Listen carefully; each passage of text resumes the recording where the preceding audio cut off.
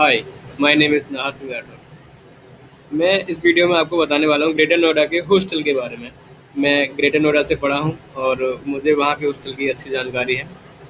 तो आज मैं अपनी नॉलेज आपके साथ शेयर करूँगा हॉस्टल की क्या रिव्यू है, कौन से हॉस्टल ठीक है, क्या रेपुटेशन है, कैसा खाना मिलता है, कैसा रूम इंफ्रास्ट्रक्चर है हॉस्टल का, सारी चीज़ें। तो अगर मैं सबसे पहले बात करूँ तो जैसे कि आप ये देख ही रहे हैं आरएसडी हॉस्टल। ये एक अच्छा हॉस्टल है ग्रेटर नोएडा में, प्राइवेट हॉस्टल है। और मैं सबसे पहले बताना चाहूँगा आपको कि जो भी ग्रेटर नोएडा के जितने कॉलेज हैं उन सब का हॉस्टल होता है, लेकिन जो कॉलेज के हॉस्टल होते हैं वो काफ़ी एक्सपेंसिव होते हैं, महंगे हॉस्टल होते हैं, उनका चार्ज ज़्यादा होता है, आपको फ़ीस ज़्यादा देनी पड़ती है और फैसिलिटी इतनी नहीं होती हैं जितने प्राइवेट हॉस्टल वाले दे देते हैं। क्योंकि ज़्यादातर स्टूडेंट जो एडमिशन लेते हैं कॉलेज में वो कॉलेज का ही हॉस्टल लेते हैं, क्योंकि उन्हें बाहर के हॉस्टल की ज़्यादा जानकारी नहीं होती। तो कॉलेज के हॉस्टल की फ़ीस ज़्यादा होती है और जो रूम सेट होते हैं 2 सीटर 3 सीटर, उनकी कंपैरिजन में जो प्राइवेट हॉस्टल होते हैं उनकी फ़ी कम होती है और वो जो कॉलेज वाले हॉस्टल होते हैं उनकी फ़ीस ज़्यादा होती है। हाँ, लेकिन किसी किसी हॉस्टल में खाने का जो मेन्यू होता है और खाने का जो टेस्ट होता है वो सबका अलग अलग होता है। तो सबसे पहले मैं आपको बताना चाहूँगा जो कॉलेज का हॉस्टल होता है उनमें खाने वाली प्रॉब्लम थोड़ी कम होती है, यानी कि खाना ठीक मिलता है। स्टूडेंट में खाने में कंप्लेन तो कम होती है बट थोड़ी कम होती है और फ़ी ज़्यादा होती है। और मोस्ट ऑफ द जो रूम होते हैं वो 2 सीटर या 3 सीटर होते हैं कॉलेज के हॉस्टल में। और 1 सीटर तो कोई रूम लेके रहता नहीं है, अगर कोई चाहे तो वो अफोर्ड नहीं कर सकता, बहुत ज़्यादा महंगा जाएगा। और थोड़ा सा ड्रॉबैक होता है कॉलेज के हॉस्टल में रहने से कि आप एक टाइमिंग होती है उनकी कि स्टूडेंट इतने बजे तक बाहर से अंदर आ सकता है और इतने बजे तक मान लीजिए नाइट को 9 बजे टाइम होता है मैक्सिमम सभी हॉस्टल का, कि रात के 9 बजे तक तुम अंदर हॉस्टल में आ सकते हो, और या रात के 6 से 8 या 8 बजे के बाद तुम हॉस्टल से बाहर नहीं जा सकते हो। ऐसे करके होता है, 9 बजे तक का ये जाने आने का टाइम होता है मैक्सिमम नाइट को। तो और दूसरा ये होता है कि अगर आप किसी दिन क्लास नहीं करते हो और आप कॉलेज के हॉस्टल में रहते हो तो किसी किसी हॉस्टल में ये रूम चेक भी होते हैं कि कोई स्टूडेंट हॉस्टल में ही तो नहीं है, क्लास करने नहीं गया हो, हॉस्टल में ही हो। तो फिर वो एक्शन लेते हैं, कुछ आपके पेरेंट्स को कॉल कर देंगे आपके घर पर। और मतलब थोड़ी सी ये सब प्रॉब्लम होती है, तो उसमें तुम अपने मनचाही तरीके से नहीं रह सकते प्राइवेट कॉलेज के हॉस्टल में, और फ़ी आपको ज़्यादा देनी पड़ेगी। अगर कुछ नुकसान भी होगा तो उसका आपको चार्ज लगेगा और आपकी वसूली की जाएगी बराबर। और अगर आप हॉस्टल छोड़ते भी हैं तो आपको पूरा पेमेंट करके तब ही आपको जाने दिया जाएगा। और दूसरा ये भी होता है अगला उसमें कि जो आपकी जब आप कॉलेज छोड़ोगे तो उसमें कॉलेज फीस और हॉस्टल फीस प्लस दोनों का ही देखते हैं कि सारी चीज़ आपकी क्लियर है, तो ही आपको जा सकते हो, अदरवाइज़ आपको पेमेंट करना ही करना होगा। लेकिन ऐसा प्राइवेट हॉस्टल में नहीं होता। अगर आप प्राइवेट हॉस्टल में रहते हो और किसी दूसरी कॉलेज में पढ़ते हो, यानी कि कॉलेज के हॉस्टल में नहीं रहते हो, तो उसमें क्या है कि कॉलेज का तुम्हारा जो एजुकेशन का सिस्टम है वो तुम्हारे कॉलेज से और कॉलेज और हॉस्टल का दोनों चीज़ें अलग अलग रहेंगी, जिसमें कोई वैसा अटैचमेंट नहीं रहेगा कि हॉस्टल की फ़ी मेरी कंप्लीट नहीं है तो तुम्हें एग्ज़ाम नहीं दिए जाएंगे या पूरी करवा ली जाएगी, ऐसा लेकिन कॉलेज के हॉस्टल में होता है। तो कॉलेज के हॉस्टल में रहने के ये डिसएडवांटेज होते हैं। आपको फ़ी ज़्यादा देनी पड़ेगी, आपको टाइम से पेमेंट करनी पड़ेगी, और अगर आप डिले भी करते हैं तो उस वजह से आपको एग्ज़ाम में भी ना बैठने दिया जाए या पूरी फ़ीस सबमिट करवा ली जाए, उसके बाद ही आप एग्ज़ाम में बैठ सकते हो। तो ऐसी काफ़ी सारी चीज़ें होती हैं। तो ये तो रहा कॉलेज वाला हॉस्टल का चीज़ें। और अगर और जो जिम वगैरह होती है हॉस्टल में, सभी हॉस्टल में होती है, कॉलेज के में भी होती है। और जो दूसरे बिना कॉलेज वाले हॉस्टल होते हैं, प्राइवेट हॉस्टल जो अलग से रहते हैं हम, उनमें भी जिम होती है। कॉलेज वाले हॉस्टल में क्या होता है कि अगर आप जिम करोगे तो उसका कॉलेज वाले चार्ज ले लेते हैं, मतलब हॉस्टल वाले जो कॉलेज का हॉस्टल है उसका चार्ज लेते हैं। लेकिन जब आप एडमिशन लोगे तो आपको बहुत सारी फैसिलिटी बता देंगे कि ऐसा होगा, जिम है और बहुत सारी चीज़ें हैं। लेकिन जब आप यूज़ करोगे, जब आप रहोगे तो आपको पता चलेगा कि वो सारी चीज़ें आपसे छुपा जाते हैं जो बताते नहीं है कि जिम है, लेकिन जिम का पैसे अलग से देने पड़ेंगे। ये तुम्हें कॉलेज में जब एडमिशन लोगे तो ये सारी बातें आपसे नहीं बताएंगे वो लोग। तो ये सारी चीज़ें होती हैं।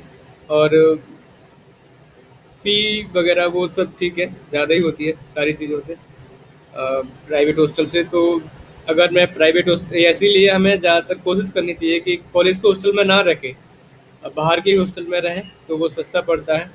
और अपने तरीके से आप रह सकते हो, अगर ठीक नहीं लगेगा तो आप छोड़ के जा सकते हो। और अगर मैं बात करूं, जैसे RSD हॉस्टल है, ये एक अच्छा हॉस्टल है ग्रेटर नोएडा का। ये नॉलेज पार्क 2 में है, कॉलेज के ही पास में ही है। और फैसिलिटी देते हैं हॉस्टल वाले कि आपको कॉलेज तक छोड़ के आएंगे बस से या फिर कैब से, जो भी होगा। और जब आपका कॉलेज क्लास टाइम ओवर होने के बाद वहाँ से आपको लेके भी आएंगे हॉस्टल तक। तो ये सारी फैसिलिटी हॉस्टल वाले देते हैं। और जो लंच होता है वो प्राइवेट हॉस्टल वाले आपको वहाँ पे लंच आपको प्रोवाइड कराते हैं। उनका बंदा जाता है, गाड़ी जाती है जो आपको लंच बॉक्स दे के आती है आपका। तो ये सारी चीज़ें होती हैं प्राइवेट हॉस्टल में। और जो फ़ी होती है वो कॉलेज के हॉस्टल से कम होती है। और याद रहे कि आप किसी भी प्राइवेट हॉस्टल में जब आप उसको ज्वाइन कर रहे हो, जब आप पेमेंट कर रहे हो, तो सारी चीज़ें उससे पहले डिस्कस कर लें, क्लियर कर लें। बहुत सारी चीज़ें ये प्राइवेट हॉस्टल वाले भी गड़बड़ करते हैं। ये बताते हैं ट्रांसपोर्टेशन फैसिलिटी है, सारी चीज़ें हैं, मेडिकल फैसिलिटी है। तो ये फैसिलिटी सारी देते ज़रूर हैं, लेकिन जब अब पेमेंट की बात आती है तो आपसे आप बोलोगे कि मेरा तो ट्रांसपोर्टेशन फैसिलिटी अब मुझे बताई गई थी, तो आपसे बोलेंगे कि नहीं, वो उसके चार्ज अलग से करना पड़ता है। बोलते हैं लॉन्ड्री है, आपको कपड़े धुले हुए मिलेंगे। तो ये सारी चीज़ें वो बताते ज़रूर है, लेकिन जब पेमेंट करो तो वो फिर बोलते हैं नहीं, ये सारी चीज़ें इंक्लूड नहीं है, फैसिलिटी है लेकिन इसके पैसे अलग से देने पड़ेंगे आपको। लेकिन ऐसा होता नहीं है, ये आपको बेवकूफ़ बनाते हैं। ये तो इसीलिए सारी चीज़ें क्लियर कर लें कि जब भी आप हॉस्टल ज्वाइन कर रहे हो, कोई भी प्राइवेट हॉस्टल, तो बल्कि मैं तो कहता हूँ आपको कोई उनसे प्रूफ लेना चाहिए। जो आप फीस स्लिप होती है उस पर लिखवा लेना चाहिए कि आप हमें लिख के दीजिए कि जो फैसिलिटी हैं आप बता रहे हो कि ट्रांसपोर्टेशन फैसिलिटी है, तो लिख के दो कि ये ट्रांसपोर्टेशन फैसिलिटी जो मैं हॉस्टल की फ़ी दे रहा हूँ इसी में ही इंक्लूड होगी, कोई एक्स्ट्रा चार्ज मुझे नहीं करना पड़ेगा। और जो लॉन्ड्री फैसिलिटी बताते हैं, कपड़े धुल के मिलेंगे, प्रेस करके मिलेंगे, तो इनका भी वो चार्ज बाद में मांगते हैं आपसे। वरना आप बोलेंगे कि आप वो यूज़ मत करिए लॉन्ड्री में, आप कपड़े मत दिए अपने और मत कर प्रेस करवाइए। तो ये सारी चीज़ें मेक श्योर के पहले क्लियर कर लें कि जो आप पेमेंट कर रहे हो उसमें ये सारी चीज़ें इंक्लूड हैं या नहीं है, अलग से चार्ज देना पड़ेगा। तो ये होता है प्राइवेट हॉस्टल की चीज़ें। और इसमें मैं खुद इसमें RSD हॉस्टल में रहा हूँ, और इसमें लेकिन थोड़ी खाने की प्रॉब्लम होती है। हॉस्टल में मोस्टली सब में होती है, इसमें भी थी। और कंप्लेन करते थे बंदे, लड़के। और बस जो दिशांत ऑनर है इस हॉस्टल का, और वो बोलते थे हाँ ठीक है, हो जाएगा, कर देंगे ठीक, कोई प्रॉब्लम नहीं आएगी। लेकिन वो सिर्फ हाँ हाँ करते थे, काम थोड़ा कम ही होता था। तो ये होता रहता है सारी चीज़ें। और जो पेमेंट होता है हॉस्टल का वो इंस्टॉलमेंट में ही होता है। आप चाहो तो एक साथ दे सकते हो, कॉलेज वाले भी एक साथ सबमिट करने के लिए बोलते हैं। लेकिन वो होता है, आप चाहो तो इंस्टॉलमेंट में, आप चाहो तो एक साथ दे सकते हो। और कॉलेज वाले ही हॉस्टल वाले बता देते हैं कि अगर आप एक साथ नहीं से दे सकते हो तो इंस्टॉलमेंट में भी आप दे सकते हो। तो एक इंस्टॉलमेंट आपको बना देते हैं सारी चीज़ों की, मतलब पेमेंट की कि इतने इतने महीने तुम्हें पैसे देने पड़ेंगे इसके। तो ऐसे करके होता है। और दूसरा ये होता है कि उसमें जो कॉलेज का जो छुट्टियां बोलती हैं, एक साल में जो 2 महीने की छुट्टी होती हैं, 2-3 महीने की, तो कुछ हॉस्टल वाले बोलते हैं कि हमारा हॉस्टल छुट्टियों में भी रुकने की फैसिलिटी देता है।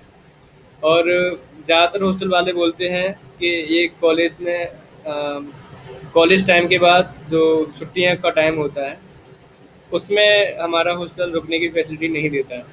तो कॉलेज वाले हॉस्टल जितने भी होते हैं उनमें ये फैसिलिटी आपको बिल्कुल नहीं मिलेगी कि आप जो छुट्टियों का टाइम है और फिर भी आप हॉस्टल में रहो, तो वो आपसे पैसे ले लेंगे। या हो सकता है कि वो पहले ही मना कर देते हैं कि नहीं, छुट्टियों में नहीं रहने की कोई सुविधा नहीं है। ये ऐसा ज़्यादातर हॉस्टल में होता है, तो ये चीज़ें क्लियर कर लें कि अगर कोई हॉस्टल बोल रहा है कि आप छुट्टियों में भी रह सकते हो, तो उनसे पूछ लें कि वो क्या करते हैं कि आप वो बोल देते हैं कि छुट्टियों में रह सकते हो, लेकिन वो ये नहीं बताते आपको कि आप छुट्टियों में रहोगे तो उसका हम चार्ज अलग से लेंगे। वो सिर्फ इतना बताते हैं कि आप रह सकते हो, हम वो फैसिलिटी प्रोवाइड कराते हैं। लेकिन वो ये नहीं बताते, आप ये समझोगे कि ये बोल रहे हैं कि छुट्टियों में भी रह सकते हो, तो मतलब जैसा हम पूरी साल का पेमेंट करते हैं उसी में ही वो इंक्लूड है। ऐसा बिल्कुल भी नहीं होता, वो उसका अलग से चार्ज मांगते हैं। वो फिर आपसे वो बताने लगेंगे कि ऐसा नहीं होता है, हम आपको रहने की फैसिलिटी देते हैं लेकिन वो चार्ज अलग से करना पड़ता है। तो ऐसा होता है। और कोई कोई हॉस्टल क्या होता है कि रहने देते हैं, लेकिन वो खाने की उसमें मेस बंद हो जाती है, उस टाइम के खाना आपको हॉस्टल से नहीं मिलेगा, या बाहर से लीजिए, या हॉस्टल का खाओगे तो उसका खाने के पैसे मांगेंगे आपसे। तो ऐसा होता है, तो ये चीज़ें क्लियर कर लें। और एक सबसे main important thing is that कि जब आप हॉस्टल ले रहे हो और जो फ़ी का नेगोशिएशन होता है, जो फ़ी स्ट्रक्चर वो लोग बताते हैं हॉस्टल वाले, तो उसमें काफ़ी बहुत ज़्यादा डिफरेंस होता है। मतलब कि अगर किसी हॉस्टल की आपको नॉर्मली ये फ़ी बताएंगे आपको, अगर 3 सीटर ले रहे हो तो 70,000 या 80,000 बताएंगे, और 2 सीटर ले रहे हो तो 80 से 19,000 बताते हैं। सब हॉस्टल की रेट लगभग सेम ही होते हैं, बस थोड़ा बहुत ऊपर नीचे होता है। तो मैं आपको बता दूं कि जो हॉस्टल वाले जो फ़ी बता रहे हैं उसको बिल्कुल उनकी मुंह मांगी रेट कभी ना दें, नेगोशिएट करें। बहुत ज़्यादा नेगोशिएट हो जाता है। अगर वो मान लीजिए 3 सीटर के आपसे 80,000 मांग रहे हैं, तो 3 सीटर में मैं आपको बताऊं कि 60,000 में भी 3 सीटर हॉस्टल मिल जाते हैं। बल्कि जो थोड़े से हॉस्टल ऐसे होते हैं जिनकी बिल्डिंगें बहुत ज़्यादा बड़ी नहीं है या बहुत ज़्यादा फेमस नहीं है, वो तो कभी कभी और भी सस्ते मिल जाते हैं इनसे। लेकिन मेरा कहने का मतलब यही है कि जो फ़ी है वो नेगोशिएट करें, काफ़ी कम हो जाती है, काफ़ी नेगोशिएशन हो जाता है उसमें, मुंह मांगी रेट कभी ना दें। और दूसरी चीज़ ये है कि किसी को मीडिएटर बना के हॉस्टल बिल्कुल ना लें। आप हॉस्टल लेना है तो आप डायरेक्टली हॉस्टल जाइए, डायरेक्टली बात करिए, डायरेक्टली फीस का और जो भी है क्लियर करिए।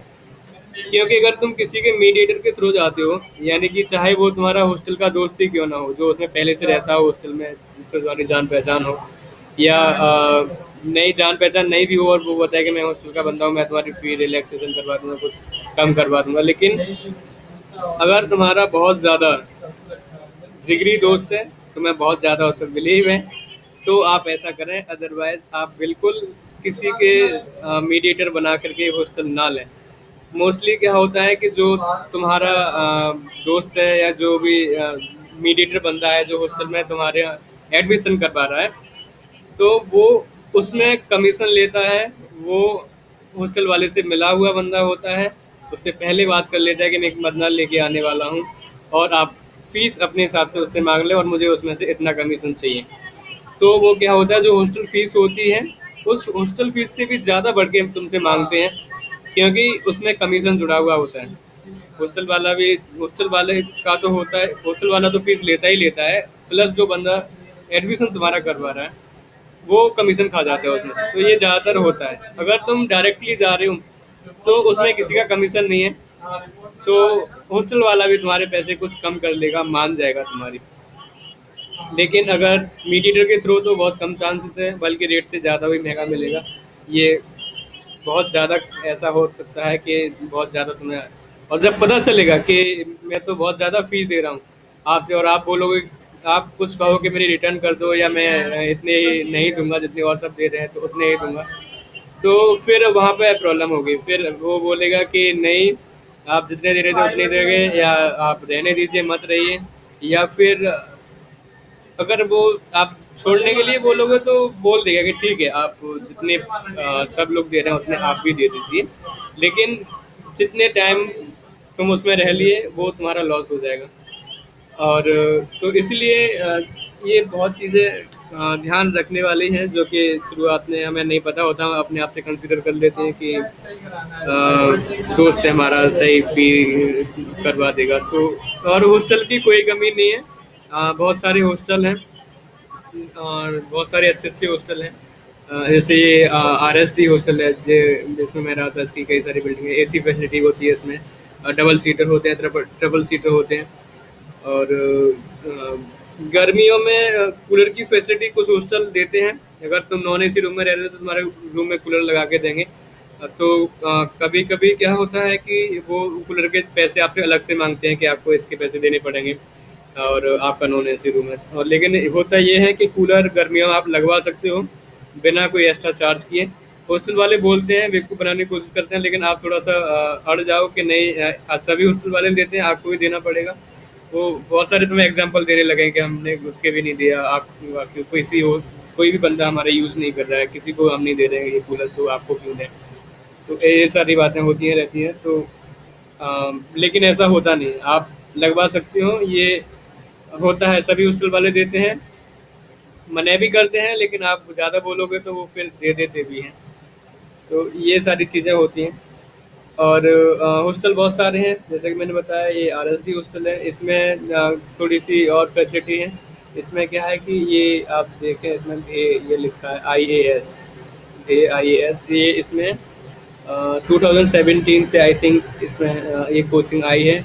अगर कोई बंदे IAS की तैयारी करना चाहते हैं, इंटरेस्टेड हैं, तो हॉस्टल में ही नीचे बेसमेंट में ये क्लास चलती है, ये वाली, उसमें आप ये कर सकते हैं। कैंटीन सभी हॉस्टलों में होती है, इसमें भी है। रात को ओपन रहती है, और आप कैंटीन से खाना खा सकते हो, उसका चार्ज अलग से करना पड़ता है। और एक और हॉस्टल है, जैसे ये है RS रॉयल पैराडाइज हॉस्टल है, और ये पास पास में ही ये दोनों हॉस्टल। और इसका खाना ठीक है, फिर भी RSD से थोड़ी सी इसमें कम कंप्लेन आती है। लेकिन खाने की प्रॉब्लम सब में होती है, ये मैं बता दूं, बहुत ज़्यादा टेस्टी खाना नहीं मिलता है, और बस आप पेट भर सकते हो, इतना ही टेस्ट का खाना मिलता है। और थोड़ा सा फीस का, सभी हॉस्टल का अलग अलग सिस्टम होता है। ये RS रॉयल पैराडाइज हॉस्टल है, इसमें फ़ी के लिए थोड़े ये बंदे स्ट्रिक्ट हैं। टाइम से पेमेंट करना पड़ता है, और अगर आप खाली करके जाओ तो पूरा पेमेंट दे के जाना पड़ेगा। लेकिन अगर मैं RSD हॉस्टल की बात करूँ तो उसमें क्या करते हैं बंदे कि जितनी फ़ीस उनको देनी होती है, तो वो फीस चुकाने से पहले धीरे धीरे अपना सामान निकालना बाहर शुरू कर देते हैं। एक साथ नहीं ले जाते, एक एक दो दो बैग करके, जो उनके इम्पोर्टेंट चीज़ें, तो किसी दोस्त को पकड़ा देते हैं बाहर, ले मतलब हॉस्टल से बाहर तक ले जाओ, फिर वहाँ से हम अपना ले लूँगा मैं। तो ऐसे करके निकल जाते हैं। बहुत सारे लड़के क्या होते हैं कि जो फ़ी जब देने का बात आती है, तो वो ऐसे करके निकल जाते हैं। तो उसमें बाद में भी कोई एक्शन नहीं लेते हॉस्टल वाले कि नहीं, तुम जहाँ भी अगर ऐसा हुआ कि तुम, हॉस्टल वाले के पास पूरी डिटेल होती है, तुम्हारी सारी इन्फॉर्मेशन होती है, तुम्हारे घर की भी जानकारी होती है, तुम्हारे कॉलेज की भी जानकारी उनके पास होती है, तुम किस ब्रांच को, सारी चीज़ें पता होती हैं। तो उसमें बिल्कुल डरने वाली बात नहीं है कि अगर किसी आप हॉस्टल के पैसे लेके गए हो, तो आप सोचो कि वो हमें फॉलो करेंगे, वो पकड़ लेंगे, या वो पैसे देने पकड़ लेंगे, कहीं मिल गया तो ऐसा बिल्कुल भी नहीं होता है। क्योंकि आप खाली करके जब ही जाओगे जब आप वहाँ पे परेशान रहोगे, जब हॉस्टल वालों की गलती होगी। खाने की ज़्यादा समय प्रॉब्लम होती है, हॉस्टल वाले इस बात को मानते हैं कि आ, उनकी गलती है। इस चीज़ को वो फिर बाद में ज़्यादा एक्शन लेते नहीं हैं, क्योंकि वो उनसे आपसे बहुत कमा चुके हैं। जितना आप उनका लेके नहीं, 10-20 हज़ार 30 हज़ार कितना लेके चले जाओगे यार, इतना ही लेके जाते हैं। क्योंकि 40-50 हज़ार रुपये इतना लेके आप नहीं जा सकते, क्योंकि इतना वो तुम पे होने ही नहीं देंगे कभी कि आप इतना लेके जा सको। तो वो निकलते रहते हैं, हर महीने पैसे आपसे निकलवाते रहते हैं। और उन्हें लगता है कि कुछ बंदे थोड़े से बोले, उन्हें लगता है कि ढीठ बंदा है ये, ऐसे आसानी से पैसे नहीं देने वाला है। और या बहुत सारे लड़कों ने पैसे रोक रखे हैं, वो नहीं दे रहे हैं पेमेंट टाइम से। तो फिर हॉस्टल वाले क्या करते हैं कि जो हॉस्टल का ओनर है, या जो नॉर्मली सब लोग काम करते हैं, तो उनमें से कोई ना कोई गायब हो जाएगा, और हॉस्टल की पैसे की वसूली करवाने के लिए वो किसी और बंदों को हॉस्टल में ले आते हैं। जैसे RST की अगर मैं बात करूँ तो उसमें दिशांत था ओनर, वो बैठता था, वो सारी प्रॉब्लम सुनता था, डायरेक्टली बातचीत उससे होती थी सभी लोगों की। और हॉस्टल में जो और बंदे काम करते थे तो वो पैसे मांगने आते थे, लेकिन जब पैसे नहीं निकल निकल पाते थे तो उसमें क्या होता था, फिर वो हॉस्टल से ही गायब हो जाता था और वो अपने पापा को भेजता था हॉस्टल में। तो वो फिर थोड़ी स्ट्रिक्टली सभी लोगों से पैसे निकलवाते थे। तो ये स्ट्रिक्टनेस सभी हॉस्टल में दिखाते हैं। और इसमें रॉयल पैराडाइज की बात करूँ तो ये फ़ी के बारे में काफ़ी मतलब स्ट्रिक्ट है। तुम पैसे लेके नहीं भाग सकते, टाइम से आपको पेमेंट करना पड़ेगा। इतना भी स्ट्रिक्ट नहीं है, मतलब अगर आप 1-2 महीने में दे दे रहे हो अगर, तो कोई कहीं प्रॉब्लम नहीं होती। लेकिन अगर बहुत ज़्यादा टाइम हो गया जब से पेमेंट नहीं कर रहे हो आप, तो फिर ये पैसे निकलवा लेते हैं। किसी कर्नल का ये हॉस्टल है, काफ़ी बड़ी बिल्डिंग है, खाना भी ठीक है इसका, और कोई प्रॉब्लम वाली बात नहीं है। तो हॉस्टल बहुत सारे हैं ग्रेटर नोएडा में, हॉस्टल की कमी नहीं है। तो मेन मकसद बताने का यही था कि जो हॉस्टल आप ले रहे हो रहने के लिए, ज्वाइन कर रहे हो उसको, तो फ़ी नेगोशिएट करें। फीस में बहुत ज़्यादा अंतर होता है, किसी के थ्रू ना जाएं, डायरेक्टली हॉस्टल लें। और सारी चीज़ें आप पहले ही क्लियर कर लें कि जो ट्रांसपोर्ट फैसिलिटी है, आप कॉलेज तक छोड़ के आएगा वाहन, फिर वहाँ से लेके आएगा, लंच वगैरह भिजवाएंगे, और छुट्टी टाइम में रहने की व्यवस्था है। तो ये सारी चीज़ें क्लियर कर लें कि इसके पैसे अलग से देने पड़ेंगे या नहीं देने पड़ेंगे। प्राइवेट हॉस्टल में जो जिम वाली फैसिलिटी होती है उसमें एक अलग से पैसे नहीं देने पड़ते हैं, लेकिन जो कॉलेज वाले हॉस्टल होते हैं वो पैसे मांग लेते हैं। और प्राइवेट हॉस्टल में थोड़ा सा ग्राउंड भी मिलता है खेलने कूदने के लिए, और ये सारी चीज़ें कॉलेज के हॉस्टल में नहीं होती हैं। चीज़ें होती हैं लेकिन उस सब के आपको पेमेंट करना पड़ता है। अगर आप जिम करोगे तो उसका पेमेंट मांगेंगे आपसे। अगर आप कुछ वॉलीबॉल या कुछ भी खेलोगे, जो खेलने की सुविधाएं होती हैं उसका आपसे पेमेंट मांगेंगे अलग से। तो बहुत सारी चीज़ें होती हैं जो कि अगर प्राइवेट हॉस्टल में आप रहते हो तो वो सारी चीज़ों से तुम बच सकते हो और फ़ायदे में रहोगे। और अपने मन चाहो जितने टाइम तक रहो, अपने मन चाहो जब छोड़ के चले जाओ। और आप हॉस्टल वाले ने आपके साथ मतलब ये खाने पीने की प्रॉब्लम्स होती हैं। बहुत सारे लड़के पैसे लेके भागते हैं, बहुत सारे नहीं, मैं तो बोलूँगा कि मोस्ट ऑफ द स्टूडेंट वो सभी ऐसा कर ही जाते हैं। वो जब भी छोड़ के जाते हैं तो उन्हें पता है 10-20 हज़ार खा सकते हैं हॉस्टल वाले की, तो वो खा जाते हैं। क्योंकि हॉस्टल वाले भी जैसे प्रॉमिस करते हैं सारी चीज़ों के, खाने पीने के सारी चीज़ों के, तो वो भी उतना नहीं कर पाते। तो इसीलिए ईमानदारी से काम बिल्कुल भी नहीं होता है, ना ही हॉस्टल वाला बिल्कुल ईमानदारी आपके साथ दिखाएगा और ना ही फिर स्टूडेंट दिखाते हैं। तो इसीलिए मैं हमेशा सजेस्ट करूँगा कि प्राइवेट हॉस्टल में रहें या पीजी में रह लें। और कॉलेज के हॉस्टल में कोशिश करें ना ही रहें तो वो बेटर है, महंगे होते हैं काफ़ी। और सारी चीज़ें मैंने आपको बता दी हैं। जो कुछ चीज़ें थी मैंने आपको अभी डिस्कस करके बता दी कि ज्वाइन करने से पहले फ़ी का क्लियर कर दें और ट्रांसपोर्टेशन वगैरह ये सारी चीज़ें क्लियर कर दें, और किसी के मीडिएटर के थ्रू ना जाए, जिससे कि आपका किसी तरह का कोई लॉस में ना जाए। तो डेट्स ऑल, थैंक यू।